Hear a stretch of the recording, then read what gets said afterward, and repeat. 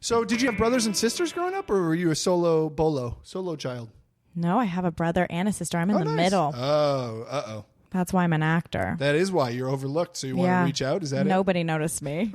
I overachieved to get noticed, and no one noticed me. Really? Yeah. Oh man, no. I aggressively overachieved.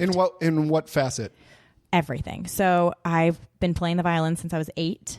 Okay. I was like in the symphony orchestra as a 12-year-old. Wow. But it was in Palmdale. The Symphony of Palmdale, yeah. Yeah, it's like, come on. Anyone could do it. Still pretty impressive. I couldn't. And I did really well in school, got really great grades. Yeah. Was valedictorian of my high school. Oh, wow. I'm real smart. How many people were we talking? There were like 2,000 people. In your graduating class, how many people were we talking? I think there were like 2,000 people. You had a graduating class of 2,000 people? I mean, maybe not. I don't know. That's a big-ass high school. I'm really bad with numbers. That's a huge high school. It might be. Maybe it was 2,000 total. I don't know. It probably was. It was probably 500 each grade. Maybe. I graduated with 440, for example. That's small, isn't it? It was the biggest school in Minnesota outside of the Twin Cities. There was like a football field, like a whole football field. Oh my God. Football field filled. Can you say that? Can you do it for me? I am failing. Football field filled. Of people.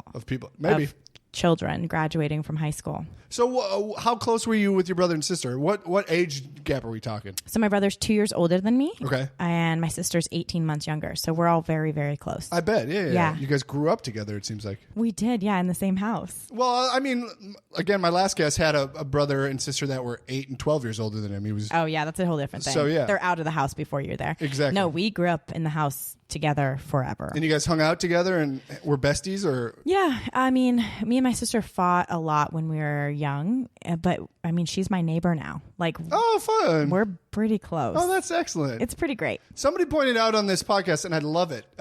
For the most part, it's like your parents are there, and eventually they're going to unfortunately pass away. But for the most part, your siblings, you're there the entire life. You share that with them. Yeah. And so, yeah, it seems like you get closer with them as you get older, just because of that connection type of thing. It's a special connection. It's they're the only people who have seen you for forever, right? Exactly. So it's like your parents see you and then they stop seeing you because they die and they're in the ground. Correct. And then they're it's immersed like, in dirt. Yeah, and they're in their forever home. And then I laughed at my own joke, but I didn't do it loudly, so it's okay. nobody could No hear. one knew. The people can see, but no one can hear you.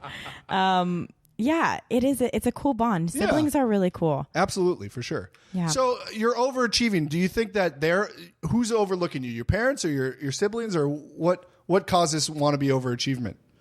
Well, it's a classic. I think it's a classic.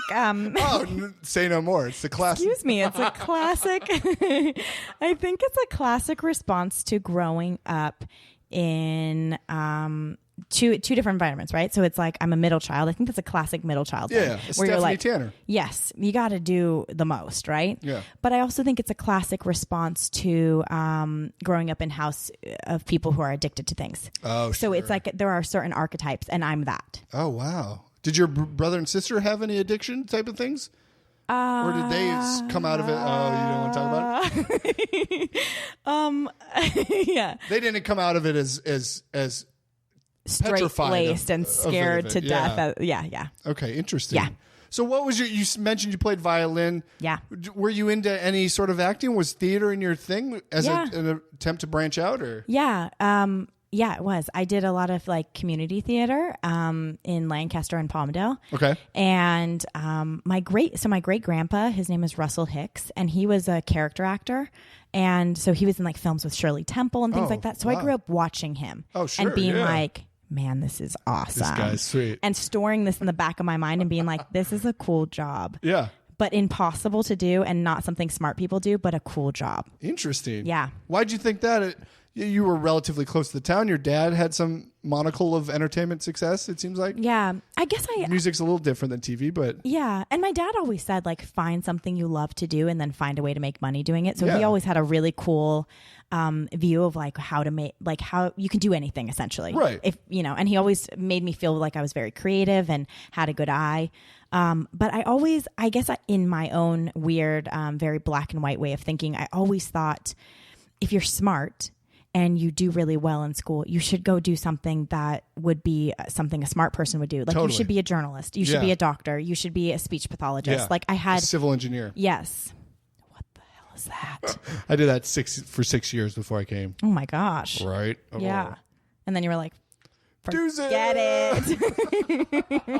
Later. No, I actually did it the first couple of years I was out here, but yeah, so I get that. But it was your choice to sort of jump into theater and violin and things, and these were your outlets that you had thrown onto yourself. Yes, that's fantastic. I would come home from school and just be like, "I'd like to play the violin," and everyone's just like, "Okay." I was just gonna say they're clearly supportive. Yeah. That's fantastic. Yeah, I made a lot of declarations as a child, and everyone let me do them, which was really nice. That's great. That doesn't sound overlooked at all. You know, to me, you the might classic be right. overlooked would be, it's just Stevie being Stevie. Yeah. No, they let me do. They were smart. They let me do all the things. That's great. Yeah. So come high school, are you like the lead drama in all your drama plays and things like that? No, I didn't do drama in high school at all. I focused on art. So I did the International Baccalaureate program, which is like AP, but it's called IB in high school. So I did like the art program of it. So I did like drawing and painting. Yeah. And ignored like my instincts to want to do like drama club. Oh. And interesting. Yeah. So I didn't do it. So you were the artsy girl in high school. Yeah. Interesting. Did you play sports or do anything like that, or was it just straight art? No, I did karate. Karate? Uh-huh. The art of karate? Yeah, I did Tong Sudo. What does that mean? It's like a form of karate. It's just like a form of karate. And can you kick my ass right now? Probably. Yeah? Yeah. I'm deceivingly overweight. I must warn you. Okay. But I'm deceivingly strong. So we're good. Wait, so you started that in high school? I started that younger than high school. I started that at like 12. Jeez, so you literally you dipped your toes in everything. Yeah, I still do. Immersion. It all comes back to immersion with you. Yeah, I like to fully immerse myself in everything. Yeah. That's fantastic. Yeah.